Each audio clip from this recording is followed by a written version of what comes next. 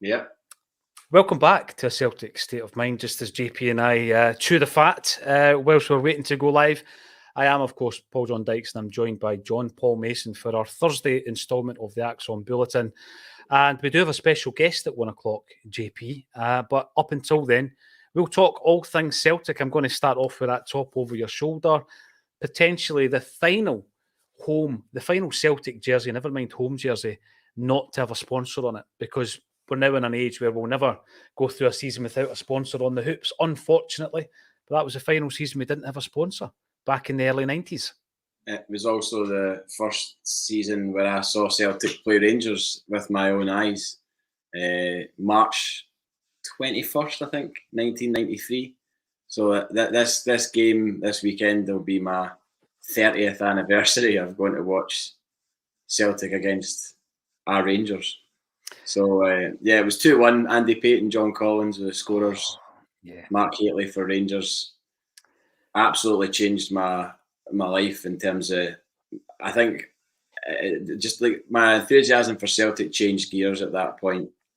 I think to see us beat them was incredible at that age. And it really, really changed my passion. And after that, I just wanted to be everything I could, if possible. And unfortunately for me at that time, I was 13, 14. I didn't have an infinite supply of money. I didn't have a job or anything like that, so I couldn't fund it myself. And there's only so many times you can tap your mum and dad up. So I had to wait my time until I was able to get a season ticket, 4 or 5 years later.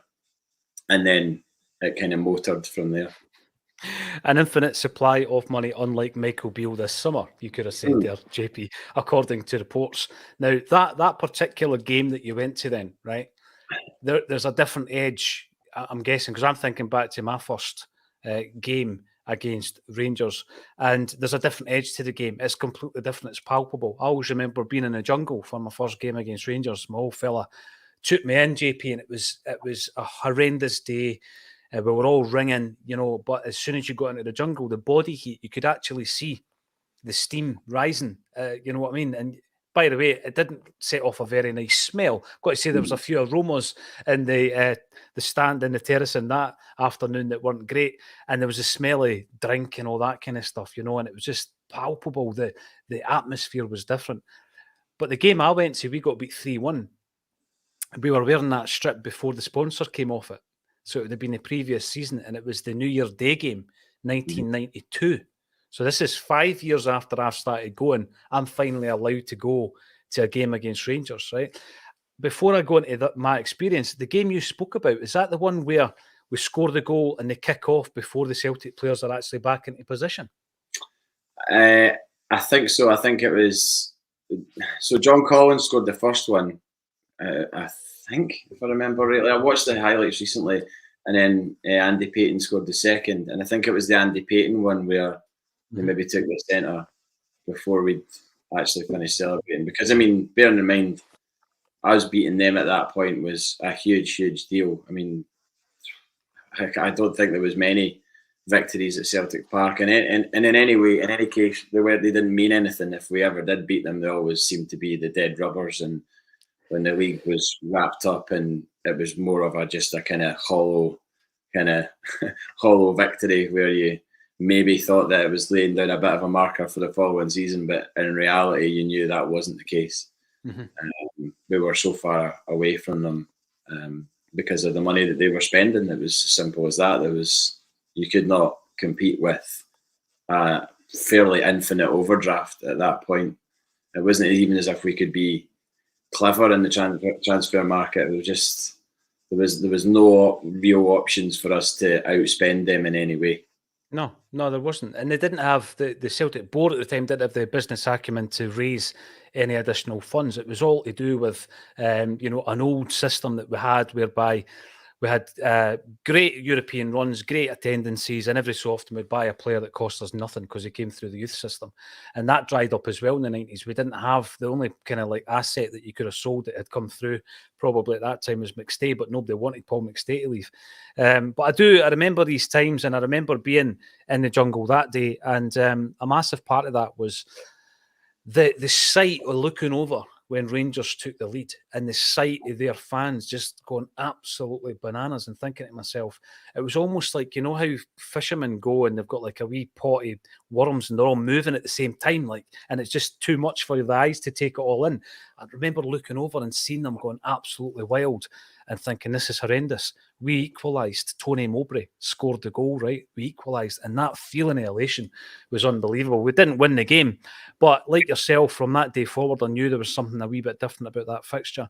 But I've been thinking a lot, because there's been a lot written about and a lot said this week about, obviously, the ticket allocation, JP. And a lot of people talking about the Celtic versus Rangers fixture and how it's been diminished and how it's changed. Yes, I think the fan situation, which we can talk about, is part of that. But I don't think it's ever been the same since 2012. Quite frankly, I don't think the fixture has had. Listen, if you're going to go for a title and your nearest challengers come to town or you go away to play them, it's always going to be a massive game. I don't have the same needle. I don't have that same kind of feeling that I had back in the day. Do you? Well, it's changed because there's a different club playing in the fixture. That's why.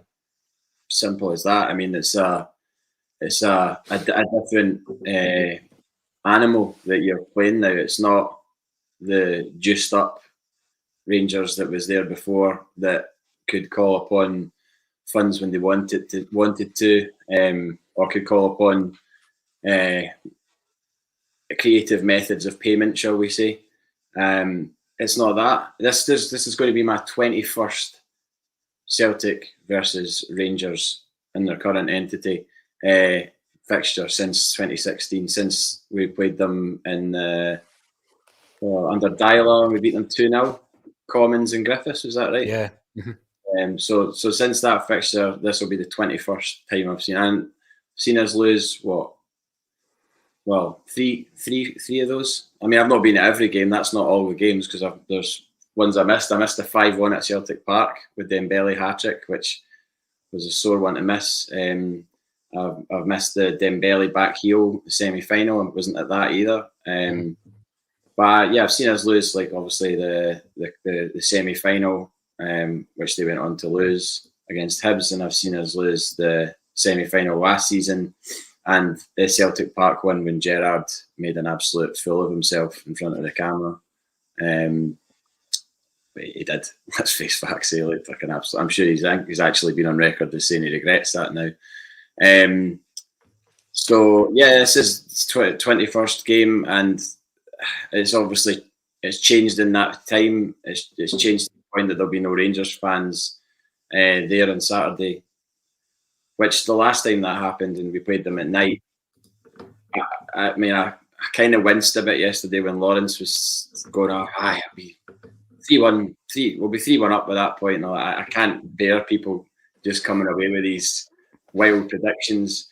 But what I would say is, if this game was getting played on Saturday night, you might as well get the points just now, because a full house at Celtic Park under the lights, I don't think any Rangers team's coping with that.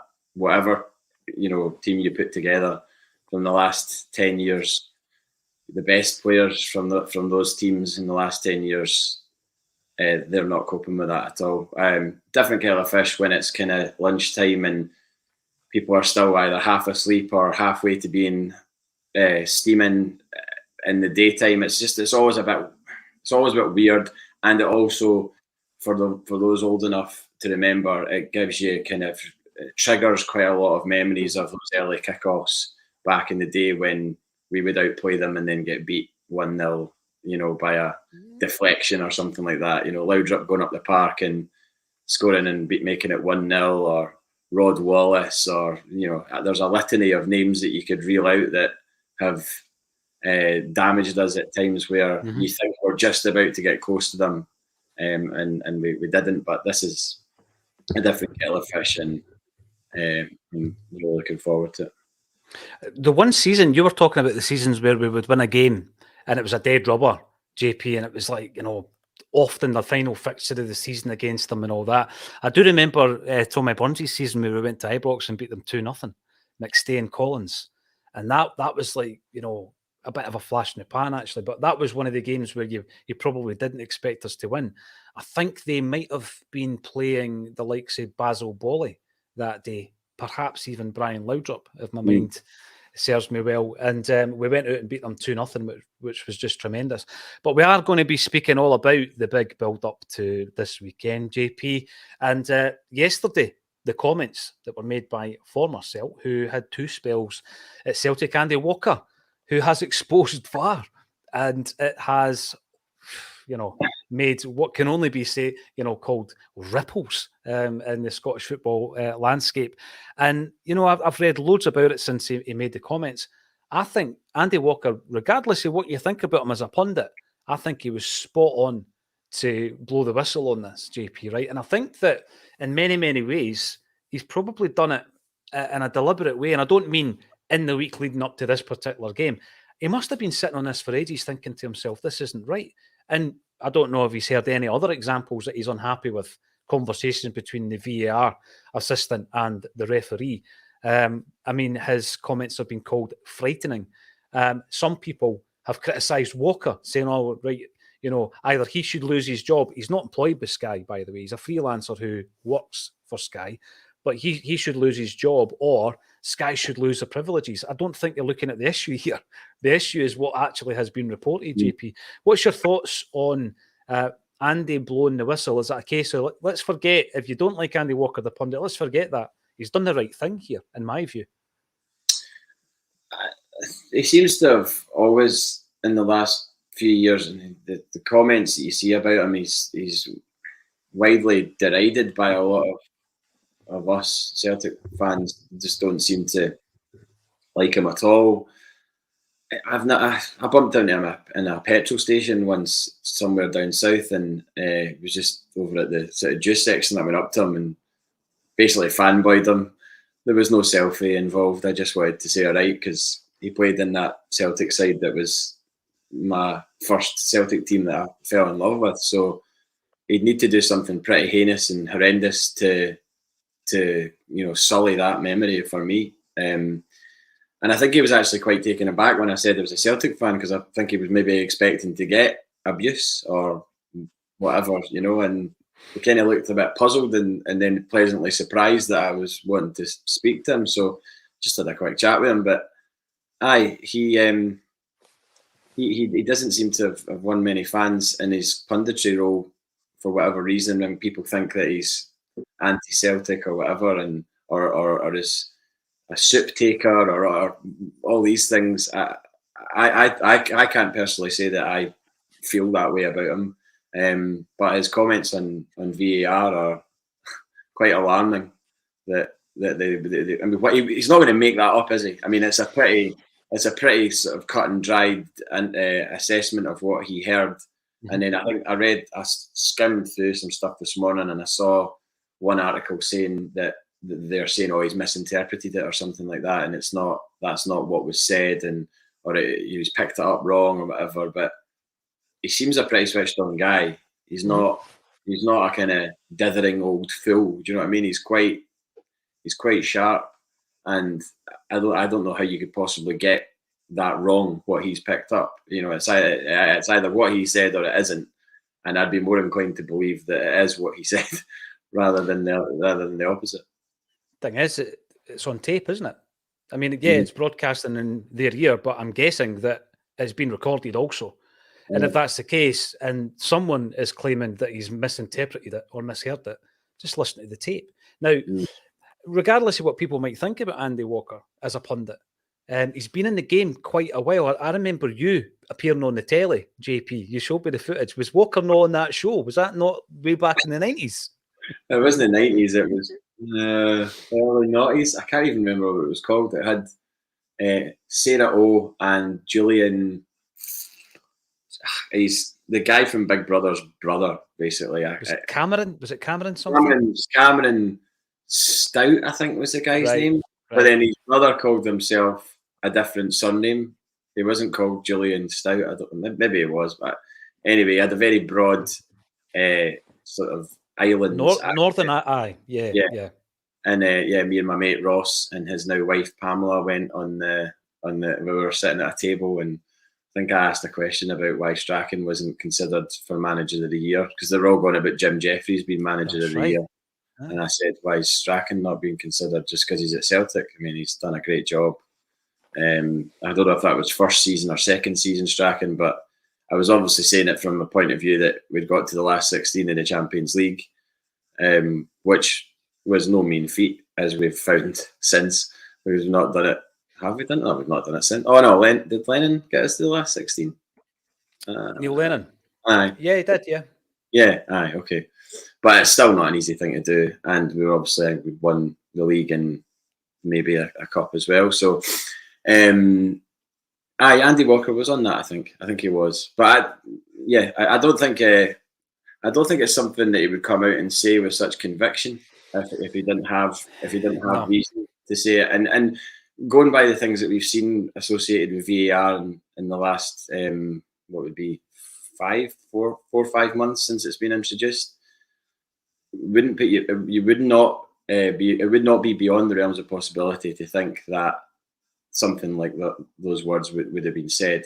Mm-hmm. It's the easy way out, that which is absolutely damning, because like as Andy Walker said, you do want the laws of the game to be applied. You don't want easy ways out. You should be watching the game, and I think he made the point of the fact that it's being decided by people that aren't in the ground, that aren't there. I think that's a massive part of it, I think, as well. I think there's a disconnect, even although it's obviously all the shiny technology and everything that's been used to make it work. I think it's a different story if you're actually at the ground. Yeah, there's something else I'm going to throw into that. I did mention it last week and I'll mention it again, but you were talking about anything that you had done so heinous or horrendous that might put you off him. And I'm going to give you an example, and it may or may not put you off Andy Walker, JP, but the first time I met him, he was wearing a pair of dark blue suede tasseled slip-ons. Does that put you off him? Going back to the conversation we had last week. Yeah, no, he's from a different time, isn't he? I mean, I'll allow him that. Maybe that was a nostalgic tip of the cap to his younger days when he was a man about town. And speaking of that, actually, I'm going to go slightly off piste a bit here, but it is to do with football. It's not to do with music. Before anybody gets up in arms, I got recommended a guy to come and look at my boiler. My boiler's playing up, and it was my boss Lee that gave me this number for a guy, George Clark. Don't know if you're familiar with that name. Ex-footballer, right? So Lee told me he used to play football for Partick Thistle. So when he arrived, we ended up in my kitchen having an near hour and a half chat about football, and just mostly football, before he even opened the door to look at my boiler, because I just brought up straight away that I was like, "Oh, you played for Partick Thistle?" And he went, "Oh, I did." And then he ran through all the other clubs he played for as well, and his chat was just phenomenal. It was like having an after dinner speech in my kitchen. It was unbelievable. He played for Gillingham, he played and became pals with, I forget how, but he became pals with Steve Bruce. Right. So actually, like, tight pals. Did he not play with Gillingham though? Maybe in his early days. Bruce before Norwich, yeah, I think he might have done, mate. Yeah, maybe that was it then. Maybe that was it. They became really, really good mates, to the point that he told me a story about when he was down like years later, when Steve Bruce is obviously doing a lot better for himself than Gillingham, and he was staying at his house, and they were pulling into the driveway, and the gates open, car goes in, and he's like, and George said to him, "Who stays here?" And he's like, "Oh, it's my gaff." And he's like, "No way."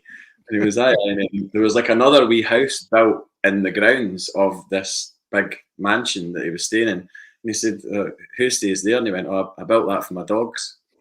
I built a house for his boxers, maybe."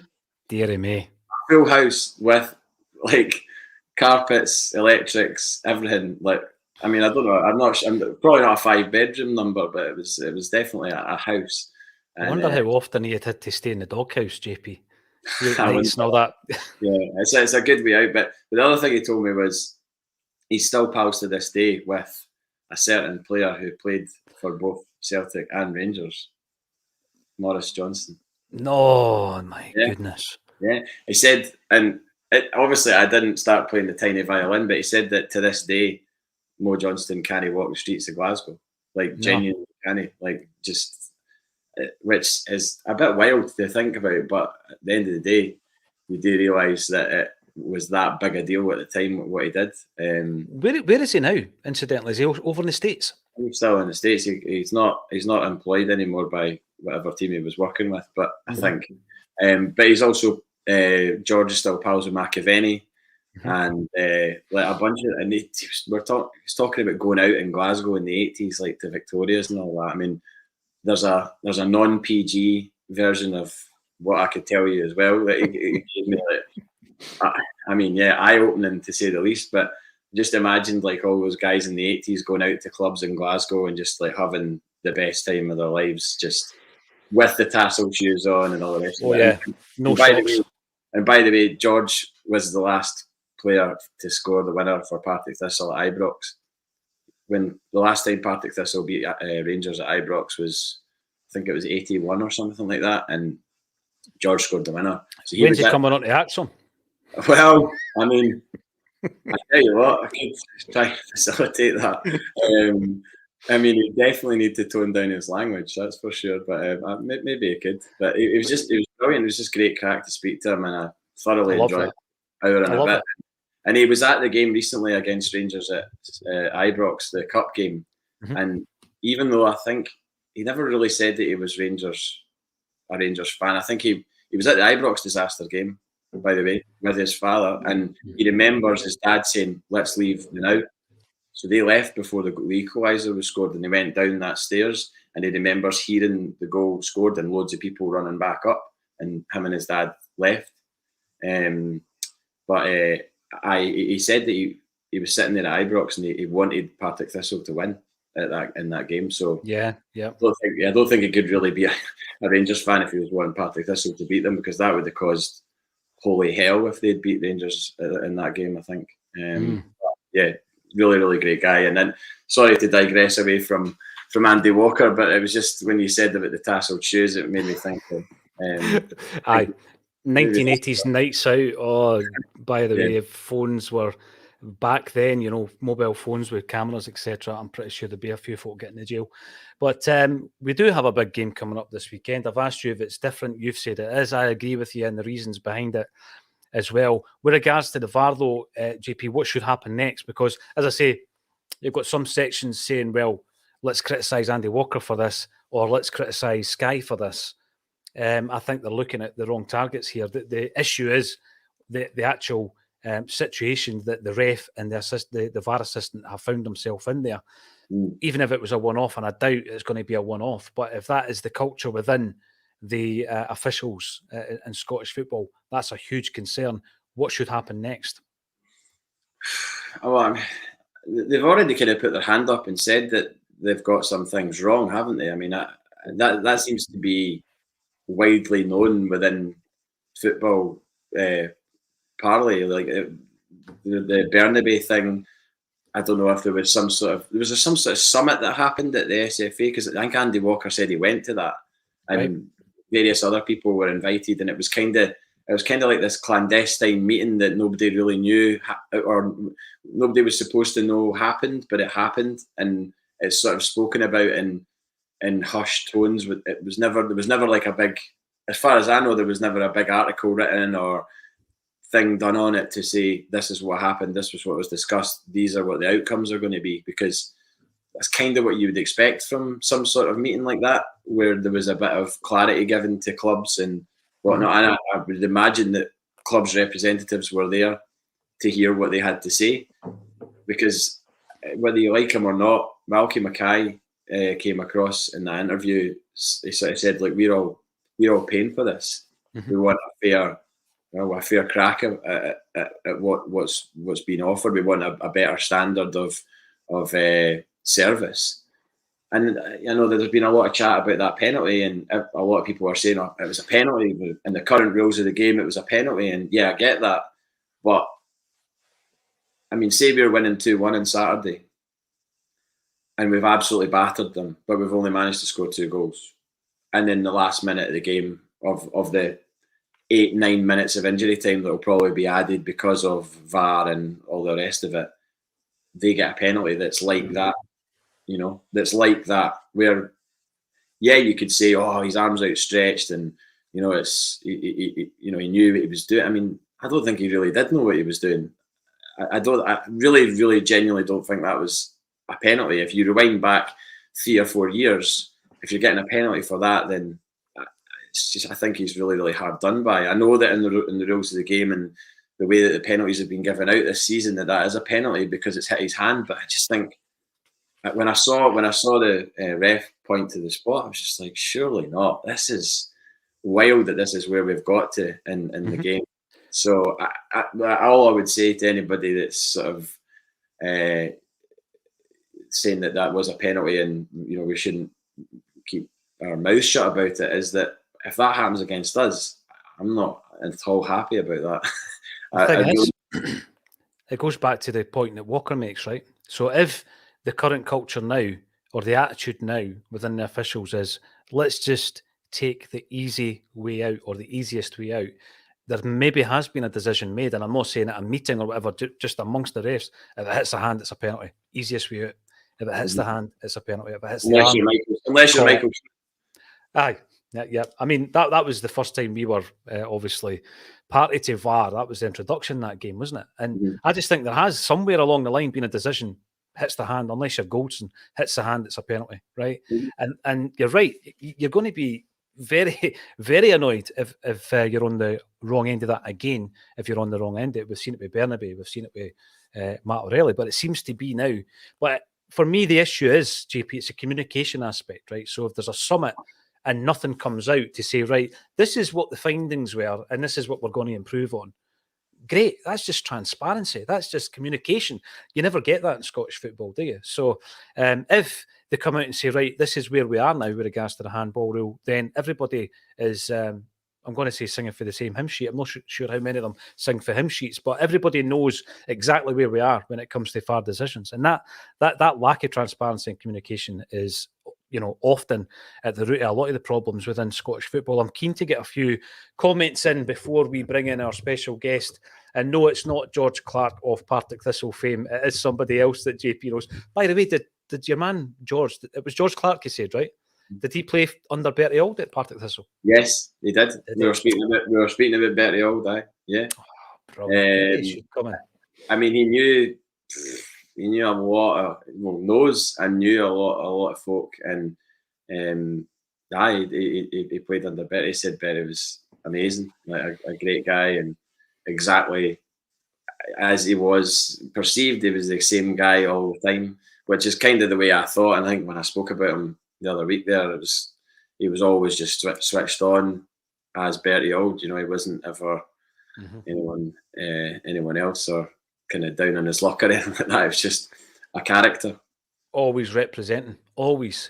Jungle Lion, one of the first commenters on a daily basis.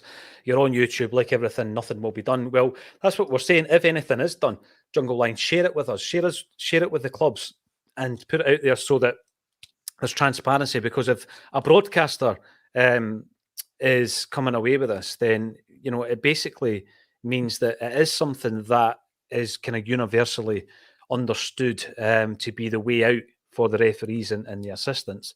Yet, it's something that has been kind of whistleblown. That's the only reason we know about it. And straight away, like JP said earlier on, that clandestine approach where everything's secretive makes you even more concerned, paranoid around the inner workings of that small team within Scottish football.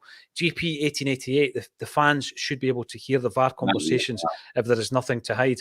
Again, I doubt very much they'll be able to, or they will be prepared to release the information. There'll be an internal investigation, you would hope. But I just think it was typical that straight off the bat, let's blame Andy Walker, let's blame Sky Sports. And that's the easy way out, and hopefully that isn't something that will happen. We want the true culprits to be taken to task. If they're not doing their job properly, make sure that they're reprimanded, or there's a set of guidelines and standards that they need to meet, like in any job, regardless of what you're doing, JP. Now, the other week there, you suggested to us that we should have a special guest on the show. So I think it would be only right for you to do the introduction. It's 1:00. We've got about 750 strong tuning into the live stream. Introduce our special guest, JP. Well, I mean, you've built it up there, and everyone's going to be expecting like an ex-Celtic player or anything like that. But he probably knows more about Celtic than a lot of ex-Celtic players, put it that way. He's a good pal of mine. I've known him for a long, long time. He used to be in the Heriot Watt in Edinburgh University Celtic Supporters Club, and he's just penned his first book. His name is Matthew Marr. Here he is. Matthew, welcome to A Celtic State of Mind. And great introduction from JP. The first thing I'm going to ask you, if you were a member of the Heriot Watt, did you attend the Tommy Burns suppers? I did. I was at a few of the Burns suppers. They were always really, really great nights.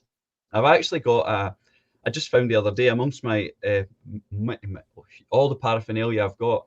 One of the nights I won the sort of the raffle, and it was the year it was Cassie Alianza, I think was the charity. And I've got sort of the Tommy Burns and all the other people that were there that night signed by them. So I've got that. I have to look that poster out somewhere, but it's in one of the boxes that I'm struggling to access just now because of the space in the loft. But the Burns suppers used to be, they were really, really great nights, and obviously it was great, with Tommy coming along, especially Mac the Knife being the real high point of the night when Tommy grabbed the microphone and would serenade the audience. So no, it used to be great nights. Brilliant. I was at one of them, JP. I've spoken about this, but I love the one you were at, JP, with John Barnes. Yeah, that was. I mean, he gave a really good speech, and none of us really knew that within like 2 or 3 weeks he would be gone as manager. It was and then after that, I'm sure Nick Wood said that he would never get another manager as the current manager in for the Tommy Burns supper, and then he did. He got Tony Mowbray. For the first one that we had after Tommy Burns passed, and Tony Mowbray came along as the current Celtic manager, and obviously we know what happened. Don't invite Ange, right? Just don't invite Ange. That's all I'm saying. Yeah, the Celtic board are writing down just now that if they ever do want rid of a manager, then all they have to do is ensure he gets invited to the Burns supper. Maybe there'll be a way to save compensation or something like that.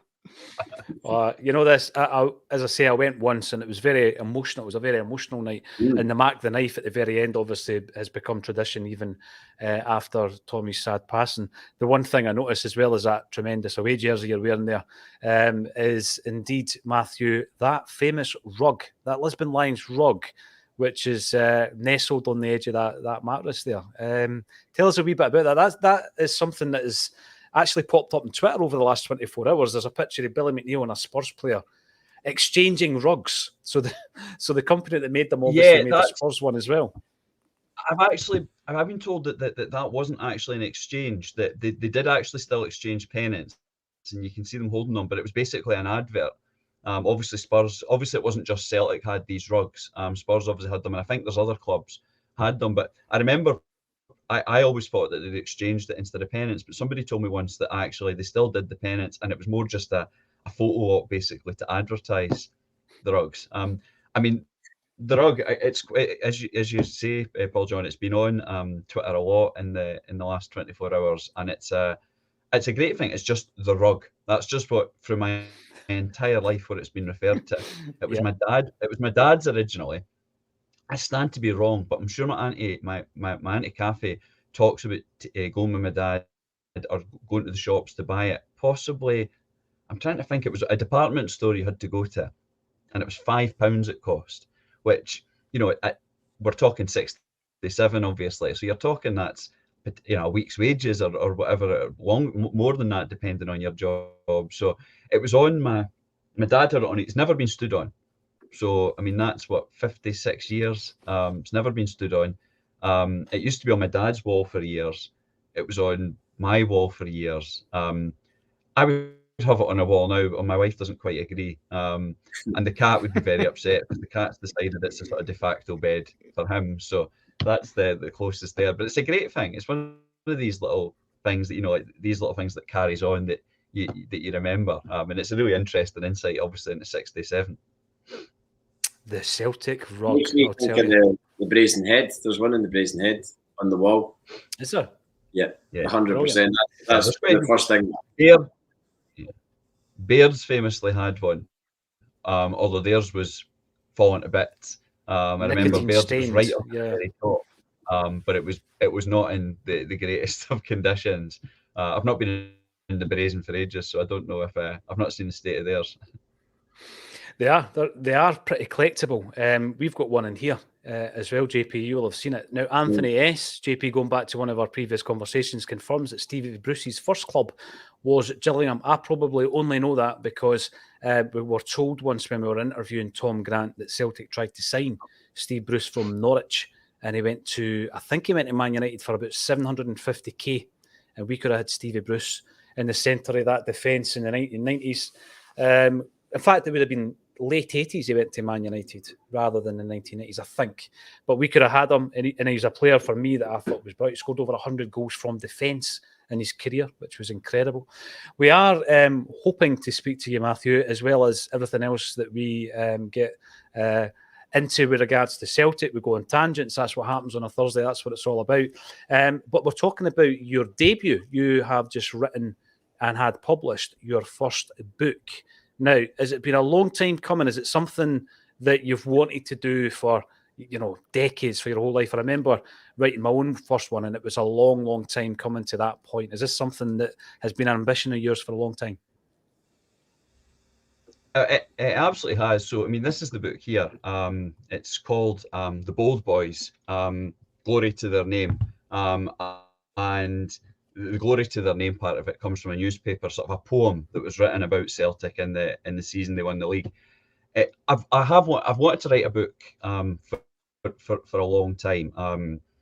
Humped and hawed between sort of fiction and non-fiction, but from a Celtic perspective, I've always had a real interest in Celtic history, and I've always really thought it would be great to do something. And I think, like a lot of people, the push for it was COVID.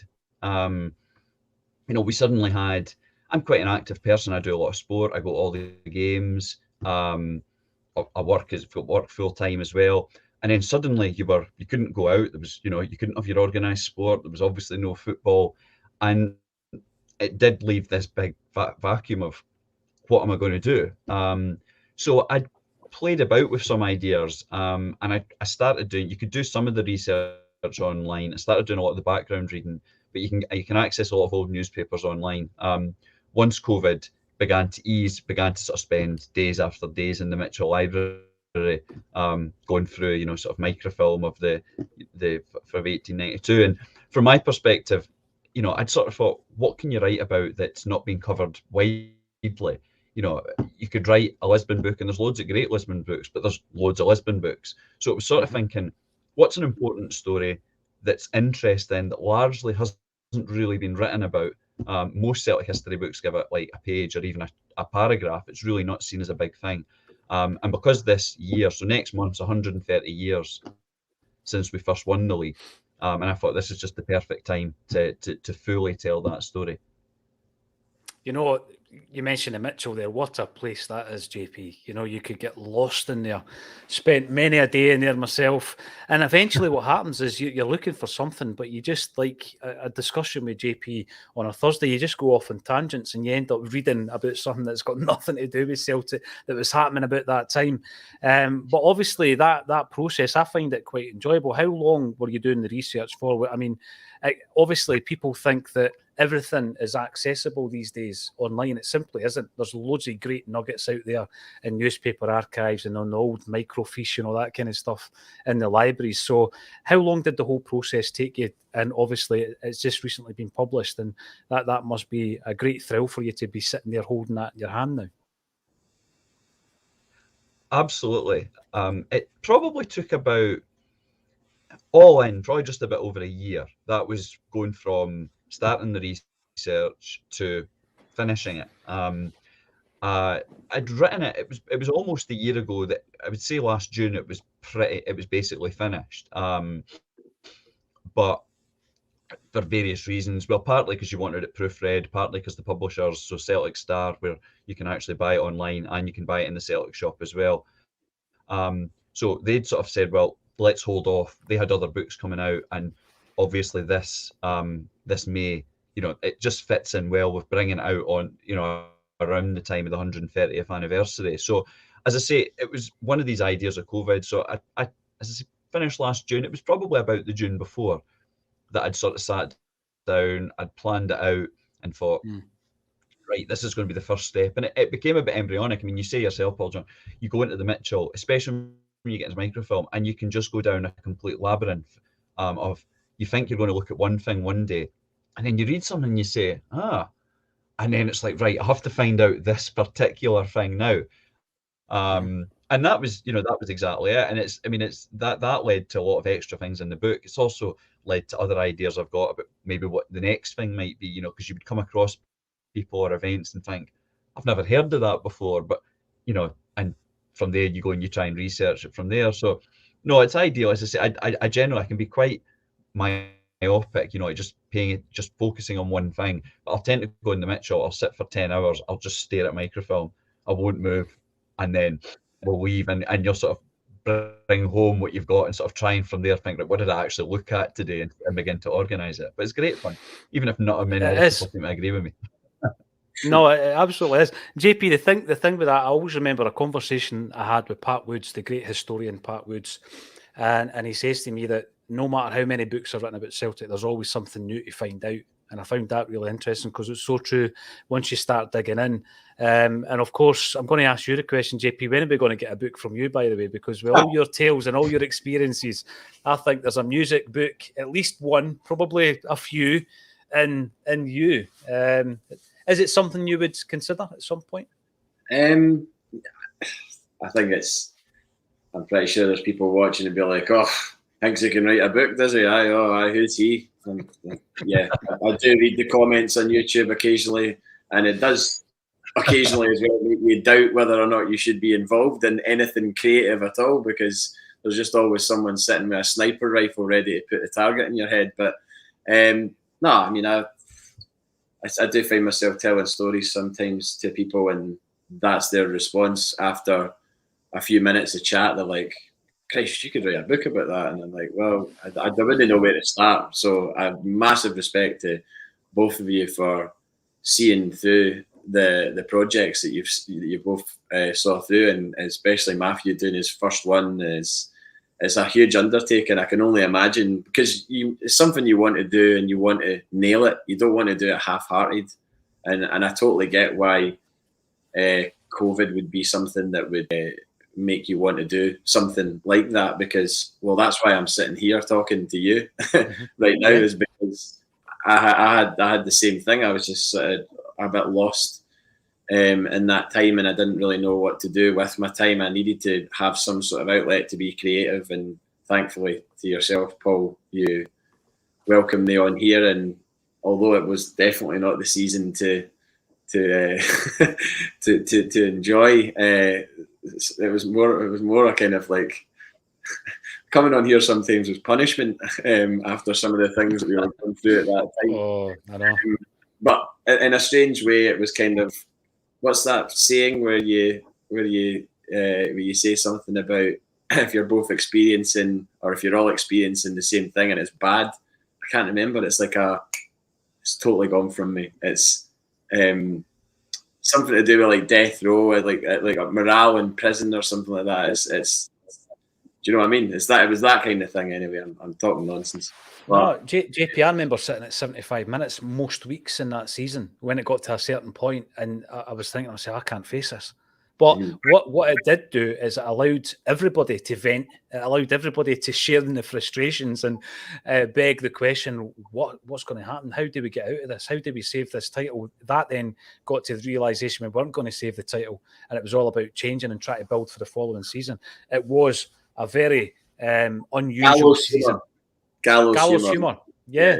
Because we were all in it together. Exactly. No, I get that. We were all in the same boat or in the same cell. Absolutely.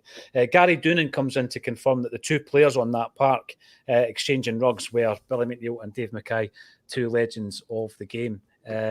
Absolutely. I wonder if the Spurs fans still love their rug, because the Celtic fans certainly do. Michael McDonald, Mrs. Beards. I'll tell you what, you can't talk about Beards without talking about music, though, JP, because I'm going to be honest with you.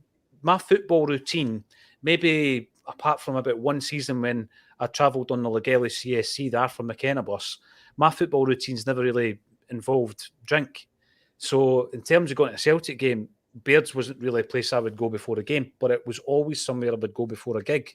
To go, obviously, at the bars, I've seen so many bands. At the bars, I was always going to nip into the Beards. And there was an occasion actually just before lockdown where we interviewed one of the proprietors who had Beards for a long, long time and told us some incredible tales. Talk about writing a book. The secrets that the bars told through the eyes of the proprietor of the Beards bar. Unbelievable tales. And it was decided before it went out that it was unbroadcastable, which means it's still sitting in the vaults. I might let you hear it sometimes, JP. There's probably a book in that. Surely somebody could put together a book about Beards Bar. Oh, definitely. I mean, the stories that we were getting told about Manny at the time, Primal Stream, also the Stone Roses, Shane McGowan of the Pogues, Mick Hucknall with Simply Red, everybody that had gone through the doors at the bars who had been at Beards, there was a story to tell. It was incredible. But it's no longer there, which is a bit of a shame. I mean, it's been replaced by a lovely-looking boozer, JP, don't get me wrong. But it's a bit of a shame because Beards was a bit of history down at that part of Glasgow, wasn't it? It was. I remember going to gigs with mates who weren't necessarily Celtic fans. In fact, I'm sure some of them were more the other way inclined, and I would always drag them into Beards against their will, and they'd stand at the bar begrudgingly with a pint, kind of not really enjoying the experience. But it was a great place to go before gigs at the bars, and it was the only place you really went to. That I can't even remember that. I'm sure there was loads of other bars in the Gallowgate at that time, but it didn't really seem like any of them were on my radar, apart from the Hoops bar. I'd always go there, or which used to be Macca's bar, Benny's. We'd always go there like before and after games, and been in horrendous nicks coming out of Hoops bar in my time, that's for sure. But yes. But I think there's a book in Beards Bar, but Matthew, I just wanted to ask, like, what I know everyone should know their history, but what is the premise, an outline of the book? The book. So the book is entirely about the first year we ever won the league.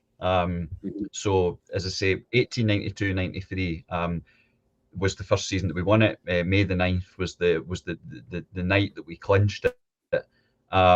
Beat Leith Athletic 3-1, and it really tells the story of that season. And it's a really weird season. It's genuinely fascinating. I mean, I think nowadays between fan media, social media, the sort of the mainstream media, I think if what happened in 1892-93 happened now, I think we would kill fan media because we'd break the internet. The sheer range of things that happen. You had riots involving like Celtic teams, one the team being attacked when they were leaving one game in Paisley. To involve kidnappings. And I'm not joking, quite literally, this is how transfers were designed. I mean, this was in the days before, technically, this is actually the season where professional football gets introduced into Scotland. But one of the ways that you got a player to sign for you, as it were, was that they played for you. So one of the things you would do is you would quite literally, essentially kidnap them. You would take a player and you would hide them until they had a chance to play for you, because otherwise another team, maybe their own team, maybe another one, was going to swoop in. I mean, Celtic's top scorer this season was a guy called Sandy McMahon. That's exactly what happened. He was playing for Celtic. Nottingham Forest wanted him, went down south. Nobody knew where he was. There's a strong suggestion Notts County were telling us where to find him because they didn't want him signing, obviously, for their rivals. And we found him, and it sounds like a spy novel how we got him back. You know, between threatening cab drivers, between running, between jumping off trains earlier than we were supposed to because we were waiting on it, and all these types of stuff. But you know, we signed a guy called Jimmy Blessington from Leith Athletic. Same story. You know, Leith Athletic claimed that we'd kidnapped him, saying he's gone missing from his work. No one knows where he is. So it's a really fascinating story. But more than anything else, you know, I mean, hopefully this season we're going to get Ange celebrating the league title again. So this seems like, you know, the time. Let's actually work out where it came from, and that's what the story is really all about. What I also love about it, Matthew, and it's one of the things that I'm, you know, be it a book or an album cover or whatever, I love the cover. Cover's beautiful, really beautifully illustrated and all that kind of stuff. It really just captures the times. Because obviously, I remember the 88, the centenary video, and there was a postcard on it, and it was the Bold Boys. And that was obviously the postcard of the time. And it's kind of done in that style. It's very, very much of its time, Matthew. So good job on that as well. Thanks, sir. No, as I say, the Bold Boys was, I mean, there was various nicknames for Celtic at the time, you know, when it came out, but the Bold Boys was one that tended to stick, you know, that the newspapers would refer to Celtic as. So given that that's what they're known as at the time, and given it follows on from another book that went before it, Walford and the Bold Boys, so it sort of seemed like, you know, let's tell the story of that early part of the history, and let's hopefully tell something, you know, that's a bit, you know, some bits that out the ordinary, you know. It's a big, I mean, it's also just a big season for Celtic generally. You know, it was our first season at Celtic Park. It was the season that Brother Walford left. So there was loads of things happening on and off the park that make it a really interesting story. So hopefully anyone that gets it will like it. I mean, I have to say, one of the things that really attracted me with the Celtic Star publisher was I wanted it in the Celtic shop. I mean, there's just a bit of ego, but I really wanted to be able to go into the shop and go, God, there's a book I wrote. And so that's been fantastic. I've actually not been in yet. I've been getting over COVID, unfortunately. But I'm finally on the mend, and I have to say that's going to be my first port of call before the game on Saturday is to go into the shop and have a wee look. Purely ego, I'll be brutally honest, you know. Just really like the idea of something I've made being in the shop. No apologies, be proud of that. Oh, definitely. Yeah, because you'll be alongside, you know, very like Callum McGregor's book will be there and all this kind of stuff. Be proud of it. Get the photos on the social media channels and all that, Matthew. Just soak it up. I think there's a big thing. I mean, JP was talking about, you know, the idea of, you sometimes, you know, people are going to snipe at you and all the rest of it. And I think it's amazing, you know, because obviously you've written some, I mean, I've got all your books, well, with one exception, Paul, the Smiler that remains the elusive one, but it's just a complete impossible to get. But it's really, it's the number of people that say I'd like to write a book. And I think one of the things that puts people off is that, but somebody's going to slag me off, somebody's not going to like it. And I think there comes a point when actually you just have to do it. I mean, there's loads of brilliant writers. As I say, I really like your books, Paul. You've got people like David Potter. You mentioned, you know, Pat Woods, Tom Campbell, and all these guys. And there are fantastic Celtic historians, but fundamentally, see if you think you've got the ability to do something. See if you think you've got the belief that your story is interesting. Then it's a brilliant thing to do, and I'm really glad I've done it. And as I say, hopefully it won't be the only one, but as I say again, I'll have to run that by my wife possibly. Yeah, fair play. And fair play to everybody that goes and does the hard hours at the Mitchell, guys like yourself and Brendan Sweeney, covering the proper early years of Celtic's history. Because these become almost like Bibles, go-to books in the future for anybody referencing or researching, Matthew. So fair play to that. And I thought you were going to show us something there, JP. I am. I need to show you this, right? This is this is a gift from when I left HSBC Bank in 2011. They got me a bunch of stuff, which was really nice of them. But this in particular is like a newspaper history presented to me of like newspaper articles relevant, obviously, to Celtic. And it's from, I don't know, I'll tell you when it starts. Starts in 1925. Brilliant. And then it's just, it comes right up. It came right up to the present day. So like the time that I left the bank. So it's like from 25 to 2011. It's pretty cool. Got your name on it as well on the front. Yeah, no, it was like really thoughtful and great gift, and I do cherish it a lot. It's we love our Celtic history. That's when you were filing through. You were filing through newspaper equivalent of that, but like back in the late 1800s. And by the way, they're all harder to read, I've noticed, because especially on the microfilm stuff, pretty hard to read, especially if you've got bad eyesight like me, JP. So fair play, Matthew, for doing all the hard yards for us, and we can enjoy the fruits of your labour by actually just reading it in a hardback copy, because I think most of the books your publisher releases tend to sell out on hardback. So if you want to get a copy, be quick, get into the Celtic shop, buy a copy, and let us know what you think. And follow you on social media as well, Matthew. Where can we find you on social media?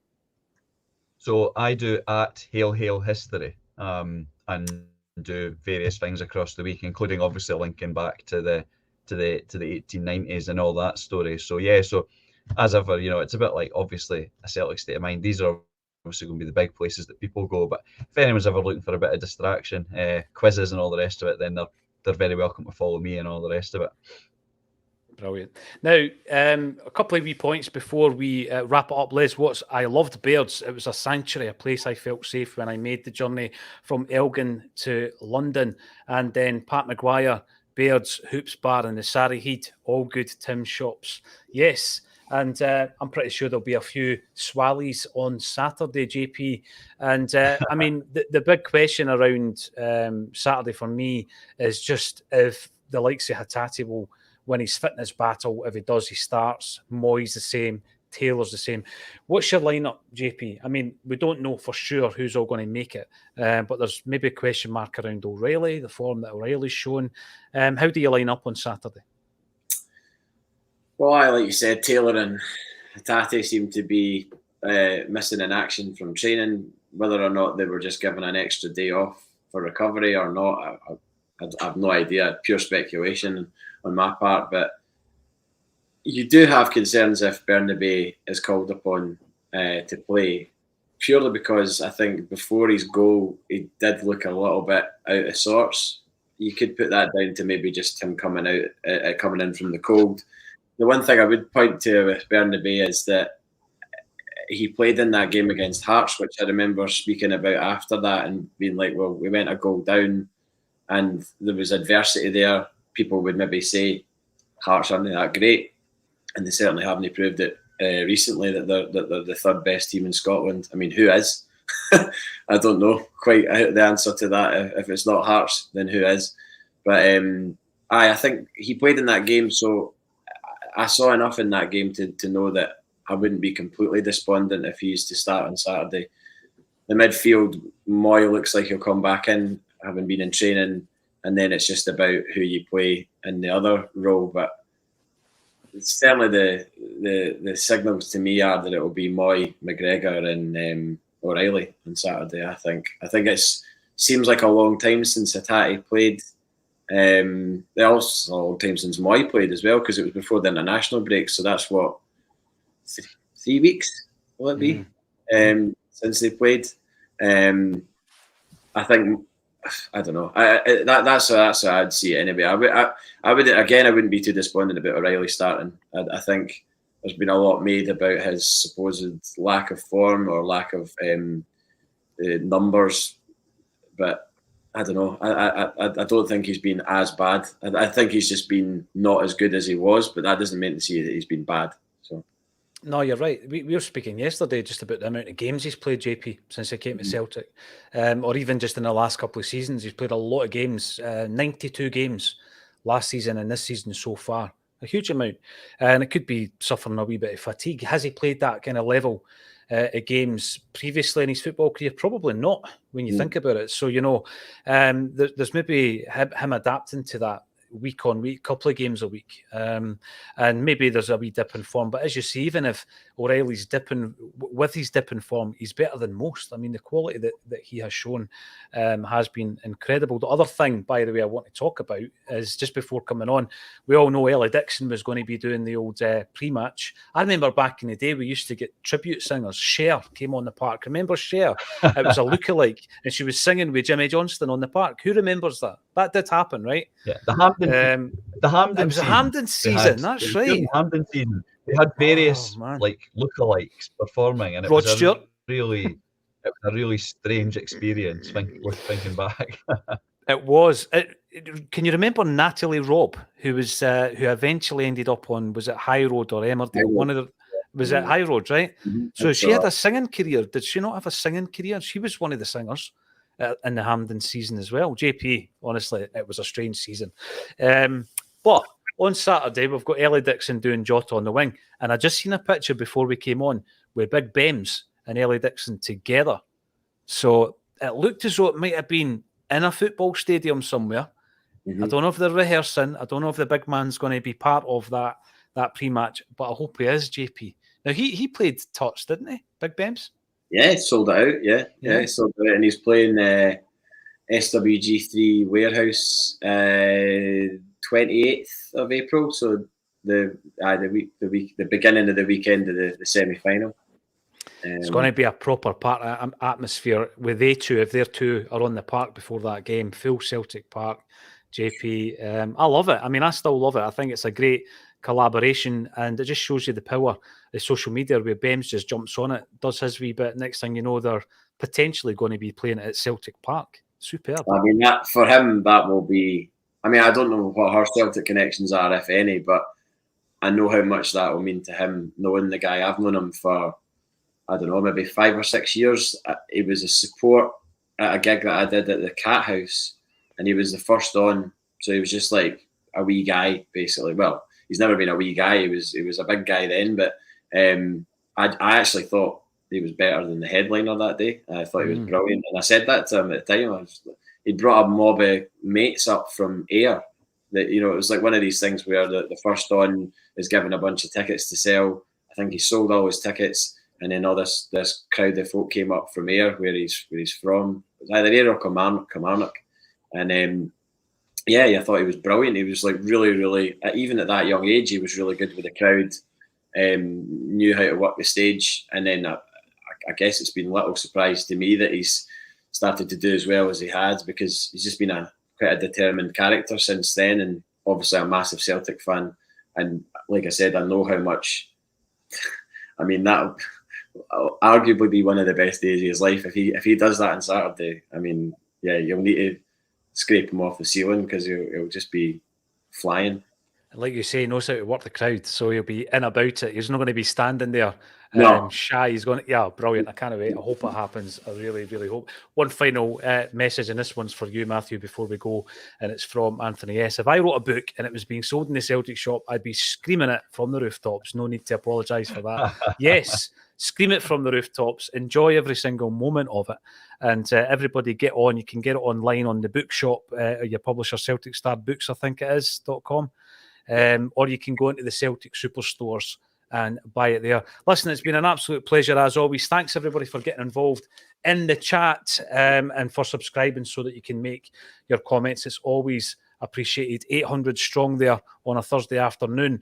All that's left for me to say is Matthew Marr and JP Mason, thank you for joining me on A Celtic State of Mind.